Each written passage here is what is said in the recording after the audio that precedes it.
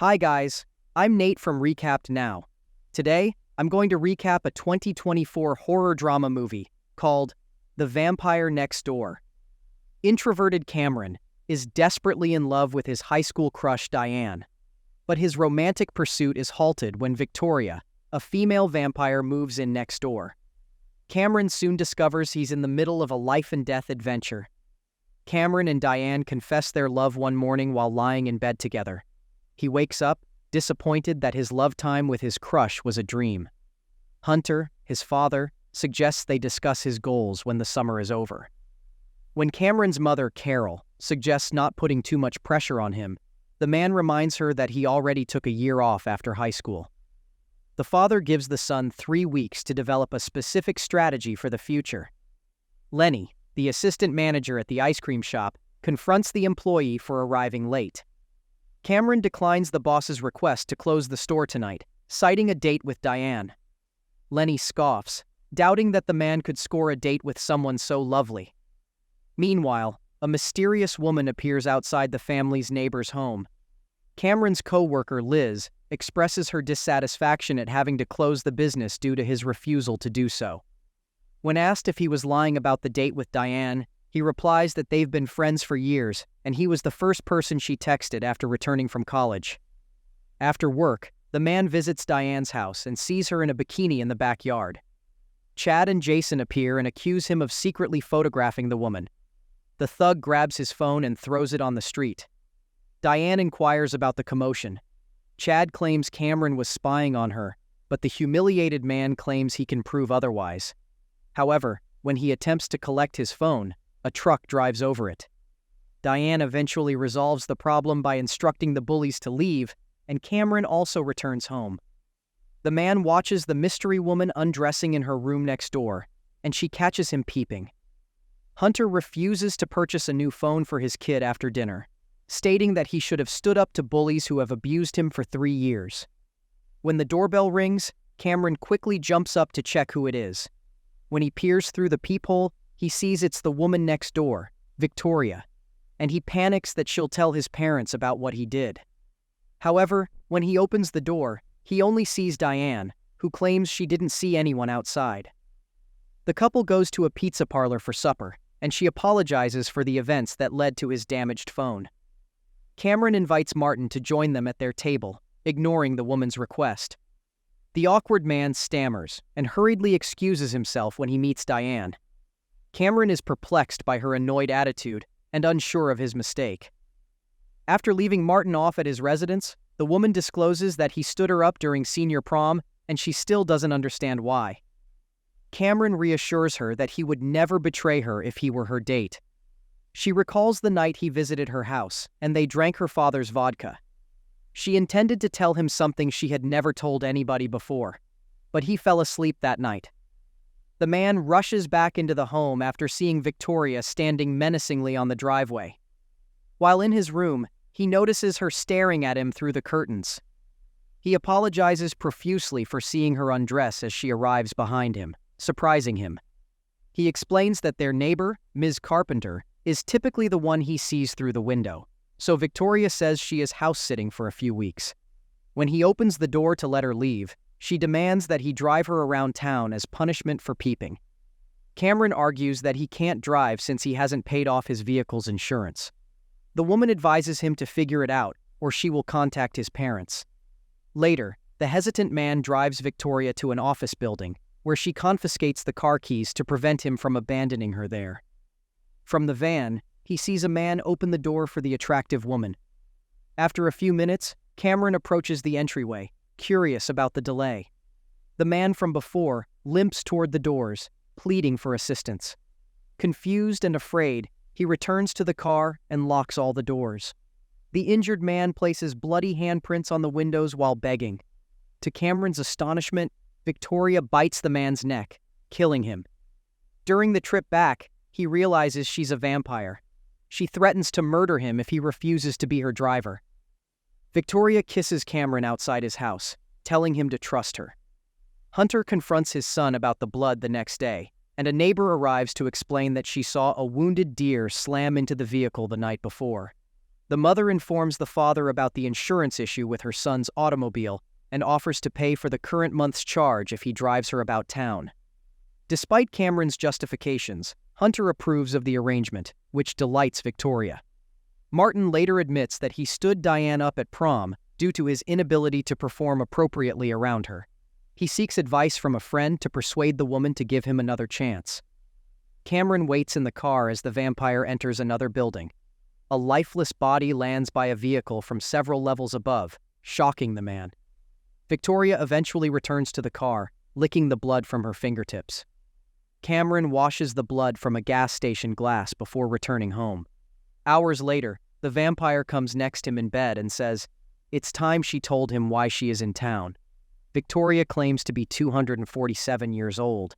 In 1890, her lover was killed by a rival vampire pack for refusing to join them. Over the last century, most pack members moved to America, with a handful remaining in town. She has determined to exterminate all of them. After realizing that the victims she killed were not human, the relieved guy believes she should have informed him from the start. Martin invites Cameron to accompany him for his date with Diane, as he is worried. Later, Lenny is surprised to see the employee hanging out with Diane outside the business. The man inquires about the vampire's remaining number of victims in town that night. Victoria reports one tonight and another that she has yet to locate. She explains that the elusive vampire killed her beloved, who was also the packmaster. She swears to make the death as terrible as possible. Despite Victoria's request to wait in the car, Cameron insists on accompanying her inside. In the basement, she meets her target, but when he sees Cameron, he fires 3 rounds at him, causing him to collapse. Victoria quickly fangs into the target's neck, easily defeating him. Cameron smiles and says that he faked dead to distract the other vampire. She criticizes him for taking a risk that could have resulted in his death. Before they separate ways, he asks her to attend Martin and Diane's date tomorrow as an excuse to go, which she accepts. Liz respectfully declines a request to attend her friend's band performance the following day. Cameron fills the uneasy silence throughout the date with describing Martin's tryout for a semi-pro baseball team this year. His friends implore him not to leave, knowing he is the only one capable of resolving the painful issue. As Diane uses the restroom, Victoria arrives to pick up the man. Cameron explains to the vampire that he has been in love with Diane since freshman year. When she inquires about Martin, he informs her that he is assisting a buddy who is also in love with the same woman on their date. Victoria is perplexed by his techniques, so he explains that the more time Diane spends with Martin, the faster she would realize how uninteresting he is. Cameron accuses Chad and Jason of tormenting him for years as they stand outside the ice cream shop. So, the vampire pretends to be the man's girlfriend and criticizes the bullies. Chad confronts Cameron and delivers numerous strikes. Victoria calls a timeout and encourages the man to repeatedly strike the bully's ribs, which he successfully does. After Chad collapses to the ground, the vampire agrees to leave Cameron alone since the bully has lost. In the car, the man claims to have broken his wrist. Victoria gives him a small pendant vial from her choker and instructs him to drink it. After he consumes the substance, she admits it was her blood. Cameron worries about becoming a vampire, but she reassures him that it will only help him heal faster. While he imagines Diane and rubs himself, Victoria arrives in his bed and suggests that the blood can also improve male performance. She advises they try to make Diane jealous. Hunter enters the room while they are kissing, but swiftly backs away when he sees what is happening. Cameron refuses to betray Diane, preventing the vampire from continuing their intimate moment. He believes the date went poorly, and he may have a chance with the woman now, which Victoria considers naive. The next day, the father smiles at his kid as they sit across from each other at the table. Martin later informs Cameron that the date ended abruptly after he departed. The friend seeks assistance, but the man suggests that things may not have worked out due to fate.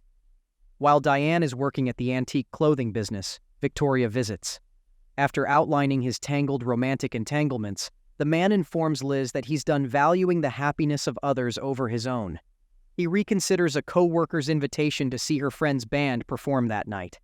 Hunter administers prophylactics to his kid after learning of his recent activities. As he was about to go to meet Liz, he noticed Diane's car parked outside the neighbor's house. Cameron peers through the window and notices his crush hanging out with Victoria. When the women go upstairs, he hurries back to his residence. Liz waits outside the performance venue, wondering where he is. Cameron spies on the women from his bedroom window and is surprised when they kiss. After the vampire closes the drapes and turns off the lights, the guy notices their silhouettes on the bed, indicating they are ready to make love. The following day, Diane leaves the neighbor's house, indicating she stayed the night. After she drives away, the vampire asks if he enjoyed the spectacle. He expresses his disgust at her involving the person he wishes she didn't, but Victoria snidely remarks that he and Diane would never work out. When he declares he isn't working for her anymore, the woman grabs him by the shirt collar and states that he's in no position to refuse his last night's ride as her driver. Cameron tells Martin that he needs to go on another date with Diane and ensure it's successful. He then goes to the ice cream shop and informs Lenny of his decision to retire. Liz strikes him outside after being stood up at the performance the night before. During his visit to the vintage clothes store, Diane informs him that Martin has asked her out again.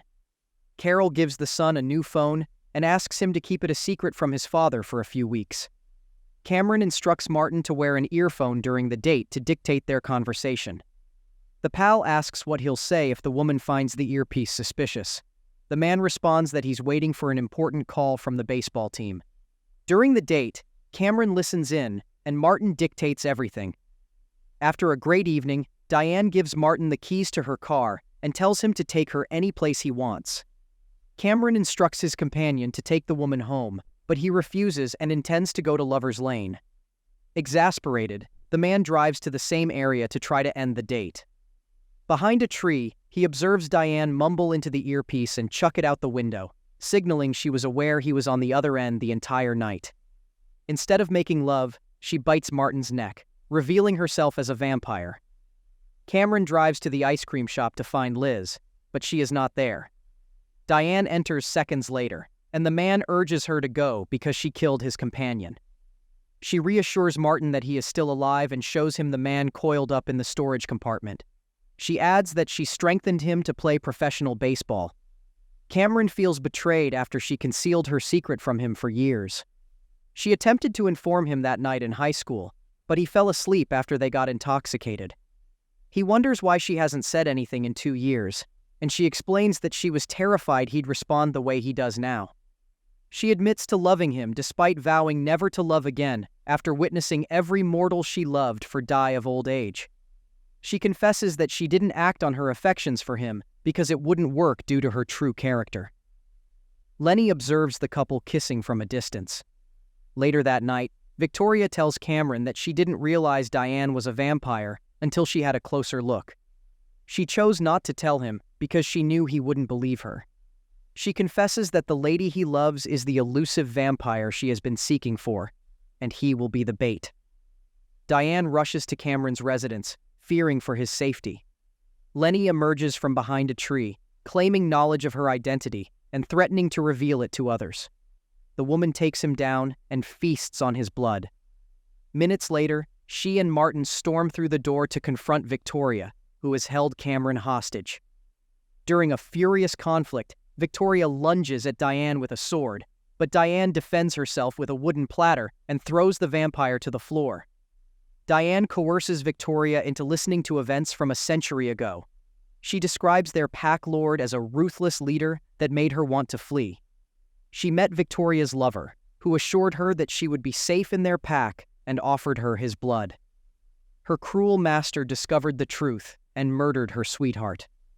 Victoria apologizes and celebrates her discovery of a living pack member. After a kiss, she offers they rebuild their family together. Cameron expresses to Victoria that he enjoyed slaying vampires alongside her during their farewell. When asked why Diane is leaving, she explains that it is time to move on. She understands he doesn't want her to leave, but he still has a long life ahead. Lenny, now a vampire, requests that Cameron inform Liz of her new position as assistant manager. Then he joins the women and Martin in the van as they drive away.